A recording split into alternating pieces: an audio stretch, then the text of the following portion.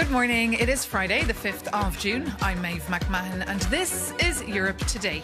Your morning dose of European news and context live here on Euronews. Coming up, EU enlargement is at the top of the agenda today as EU leaders gather in Montenegro with their Western Balkan partners. We'll be crossing live to Euronews' Maria Tadeo, who spoke exclusively to the European Council President António Costa. Meanwhile, the Iran-backed group Hezbollah has rejected a ceasefire proposal agreed by the Lebanese and Israeli governments in US-mediated talks. The group says Israel must withdraw all troops from southern Lebanon, but Israel's defence minister says the IDF would be continuing operations on the ground to, quote, dismantle terrorist infrastructure. Plus, EU justice ministers are meeting in Luxembourg to discuss whether or not to extend the legal protection of Ukrainian men of military age who are currently living inside the European Union. EU sources told Euronews that a formal proposal will come out soon. But first, up to 30 European heads of state are meeting in Tivat, Montenegro today with leaders from Western Balkan countries. The gathering is set to push EU enlargement up the list of priorities. For the latest, we can go now live straight to the town of Tivat in Montenegro, where our Europe editor Maria Tadeo is this morning for us. Great to have you with us, Maria. So it's a big day for the Balkans, but what's exactly happening beyond, of course, the photo ops and the handshakes? Well, of course, morning, Maeve. This summit now about to start between European Union leaders, of course, and the Western Balkan countries. This is an important day for Montenegro.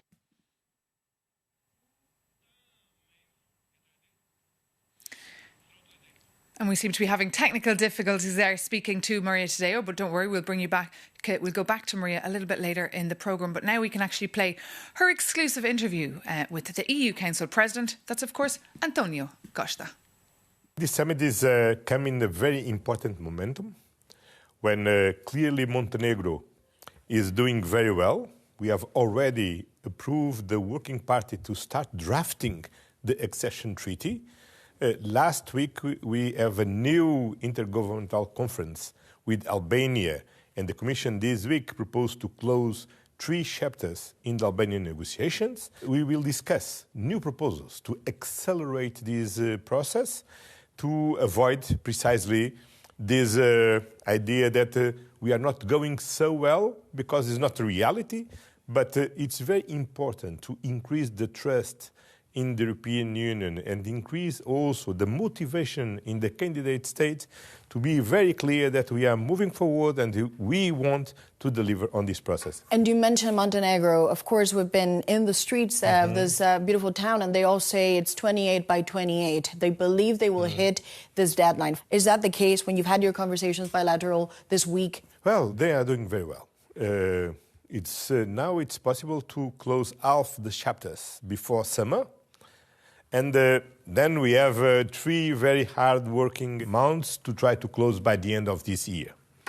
And of course, in 2027, the first half of the year, we are more focused on the elections in different countries. But for sure, the second part of the year, we can come back on this issue. And if everything is okay, it will be possible. It's not impossible to be the 28th member states in 2028. And President, some would argue because enlargement is now needed, and you say it yourself, it is a geopolitical imperative. Some suggest the time to really think outside of the box has really come. Enlargement will be about merit, but maybe perhaps it's time to look at solutions as reverse membership, perhaps step-by-step membership has been signaled. There's the idea of joining without a veto. What's thinking outside the box for you? Now, there are different things. First, the process is merit-based and will remain merit-based. Other thing is to simplify the proceedings. Perhaps you can reduce the moments then we take decisions. To streamline it. To streamline it. This is one thing. Other thing, finally, is the transitional period. We learned from the previous enlargement process that we always adopted transitional clauses on policies like agriculture, freedom of movement, and so on. And now, because we are talking about a very challenging enlargement, perhaps we need also transitional clauses on institutional matters. But it's early to discuss this. But it's important. For instance, the President Vučić and Prime Minister Rama came publicly some months ago proposing some ideas, Chancellor Merz also, and for sure we will discuss a proposal from France and Germany to simplify the proceedings to move forward in this enlargement process. What it says to me is that there is an appetite to explore different solutions. Is that something that you also feel? This perhaps there's not a landing zone yet, but ultimately that is a direction of travel. No, this enlargement will be different. All of these discussions about the proceedings, about the transitional period, about the simplification, our rules to work, all of this shows our common ambition to deliver as soon as possible in this enlargement process. This shows the really will of the member states and also the candidates to join the EU and to achieve this enlargement. And President, you have been on a tour of the region. You were in Serbia. You spoke with the Serbian President, Aleksandar Vučić. Of course, this is a country that is fundamental when you look at the Western Balkans, but some would argue, and the Commission says it openly, that not only the process is not moving ahead, there's actual serious backsliding in fundamental questions like the judiciary, the media, as you cited. These are key parts of a democracy. What was your one-on-one conversation with Aleksandar Vučić? No, it's true that last January they stepped back on the judiciary, but now they are changing the law. Are you confident they will do it this time? They are doing, and they are full committed to comply with the recommendations from the Venice Commission. The Venice Commission has a meeting the next 12th of June, and immediately after they will approve the new law to correct what they made in last January on the judiciary. And do you trust that President Vučić will do it this time around? Because some would argue there has been many promises made in the past, but actually not delivered. When you sat down with him privately, did you make it clear it's you now that needs to move? It's not a matter of faith. It's very simple. They know what they need to do, and we are here to verify if they do or if they don't do. If they do, we move forward. If they don't do, we're still blocked. My conviction is everybody understood this. There remains a problem with the body who needs to regulate the freedom of press. And this is an ongoing process with the civil society and with the government. And you stress that to him? Yes, of course. And just on a different final point now, of course, this week there has been major developments when it comes to Ukraine and Moldova, also by extension, on their negotiations, opening these formal talks. Now Hungary has dropped that veto. What does that mean for the European Union and ultimately for the three countries? I think it's very important, first of all, for the bilateral relations between Hungary and the Ukraine. And Prime Minister Magyar announced that he believed that in 3 weeks they are in conditions to release the veto and we can move forward. We are very advanced, and I believe that it's possible to open and at the same time close immediately several chapters because they have already done what they need to do to close the chapters. This is a huge symbolic moment for Ukraine. This process had been stuck for 3 years. This is, if it happens and materializes, is the start of something new. What does that say to you? Where is this union going? Does it mean it's a return to 27 unanimity? What do you read politically out of this? Look, I personally believe that we don't need to have the unanimity to open chapters and clusters. We just need the unanimity to close chapters and clusters. Secondly, that the bilateral issues must be addressed for the different countries in order to don't block an entire process. And it's very positive that Prime Minister Magyar gave this clear sign that we are now leading with a new government, with a new policy in Hungary, and with the new attitude of Hungary in the European Union. And just lastly, your final summit with Viktor Orban in attendance, you said nobody can blackmail the European Council. Do you feel validated? Well, the Hungarians understood. If Viktor Orban believed that someone in Hungary will rewind him for try to block a decision of the European Council, he was wrong. Well, President Costa, thank you so much for joining us. Thank you.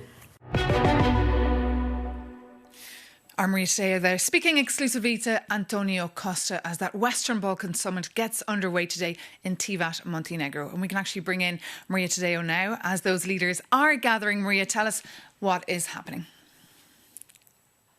Good morning, Maeve. And of course, technical difficulties because you see ultimately this helicopter that is hovering around this town repeatedly now for almost 2 days. There's a lot of jamming because ultimately you have more than 35 leaders, if you combine the EU institutions and the Western Balkans, gathering here on an important day with Montenegro because, as I say, multiple diplomats from this country insisting, talking to Euronews, saying this will be 28 member states by 2028. And you saw from that interview with the head of the European Council, António Costa, telling us this is a merit-based process. It will always be, but some of those rules need to be simplified. Picking up on that point, the French and the Germans now laying out the scene for a discussion today here in which they will quote, and call for a more structured, gradual integration of these candidates to motivate them to reform. The more they do, the more progress they make, the more benefits diplomats say they will be able to tap, including, by the way, access to the single market. And that is key because the single market is the moneymaker for the European Union. Just very briefly, for our viewers, the leaders confirmed to participate. The Serbian president, there was a lot of speculation as to whether or not Aleksandar Vučić would join the summit. We are told he is here. He landed yesterday. The leader who will not be, and there was also speculation about him, is the new Hungarian Prime Minister, Peter Magyar. We're not expecting him to participate at the summit, but of course he is one of the big protagonists with that breakthrough over with Ukraine, Maeve. OK, Maria Tadeo, thank you so much for that live broadcast there. And of course, for more of Maria's reporting there on the ground, you can visit Euronews.com or keep an eye on Euronews TV for her various interviews throughout the day.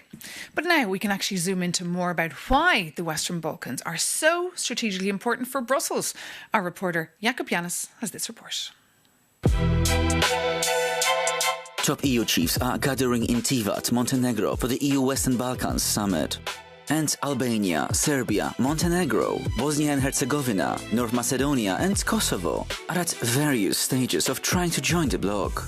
And that's cool, but your reporter is curious. With the EU already struggling to manage 27 member states, what's the point of Brussels pushing for enlargement right now? Let's see the map, because geographically the region is completely surrounded by the EU. And for nearly 2 decades, a period of relative calm kept enlargement on the back burner. But Russia's invasion of Ukraine shattered that peace, turning EU expansion into a critical security priority. But it's also about money. Look, the EU is already the region's primary trading partner and investor, and only last year, the total trade reached over 87 billion euros. And we're talking about a massive two-way exchange of heavy machinery, chemicals and metals flowing back and forth across the border. And hear me out on that. The EU exported far more than it imported, running a handsome profit. Yet, the EU is not the only power eyeing the region, oh no. Brussels faces immense outside pressure because Moscow, Beijing and Washington are all actively competing for strategic influence there. So if Europe leaves power vacuum on its doorstep, others will gladly fill it. And the region has already become a new frontline for geopolitical tensions. It is most visible in Serbia, where the government refuses to align with EU sanctions against Moscow. Finally, EU capitals fear adding more nations will paralyze decision-making under the current voting rules. This is why Albania and Serbia proposed a phased integration, temporarily waiving their veto rights just to get through the door. And as European Council Chief António Costa travels around the region, Brussels is no longer driven by an idealistic dream of European unity. This is a cold calculation to secure borders. Because if the EU doesn't act, the alternative is a region politically dependent on Russia, economically reliant on Chinese investment, or potentially turned into the 51st state of the US, as it was already suggested with Greenland, or Iceland, or Canada. I mean, you get the point.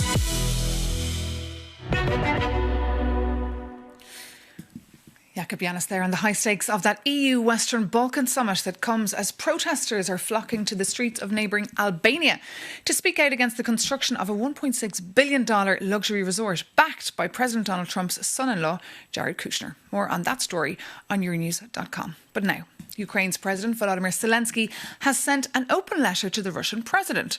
In it, he says that Vladimir Putin is under pressure from his own people. He calls for a one-on-one meeting to end the war. The letter arrived as Putin was answering questions from the press in St. Petersburg. For more, we can bring in our Ukraine correspondent, Sasha Vakalina, who's on the move today. Good morning, Sasha. Thanks for joining us. It's quite an interesting read. Tell us more about this letter and what exactly prompted it.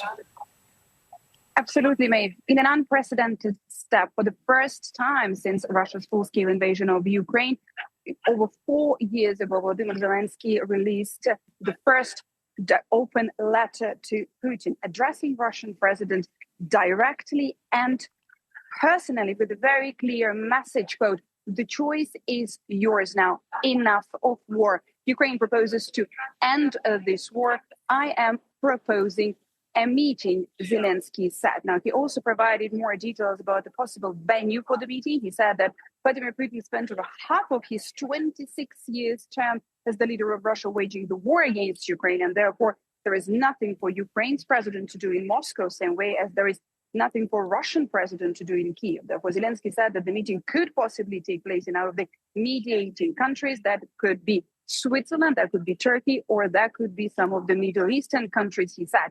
Now, Zelensky also commented on who else could be participating in this meeting, in these talks. He said that he would want to see the United States participating there because he said Washington is the one who can guarantee and participate in building the new security architecture in this part of the world. But also he said that since the war is taking place in Europe, Zelensky believes that Europe has to be at that negotiating table and has to be present at the future meeting. But the message there, maybe, is clear. He clearly and openly told Vladimir Putin, you can't stop your war. OK, Sasha Vakalina, thank you so much for that live update there. Now, the ongoing war in Ukraine, confrontations with China over trade, a more hostile US that no longer shares the interests of the EU, and Europe's innovation problems. Just a glimpse of some of the serious matters being discussed today and yesterday at the Brussels Economic Security Conference hosted by the European Policy Centre. Our correspondent Shona Murray has been covering the event and moderating it as well and joins us now live this morning. Good morning, Shona. Just tell us what's on the agenda today.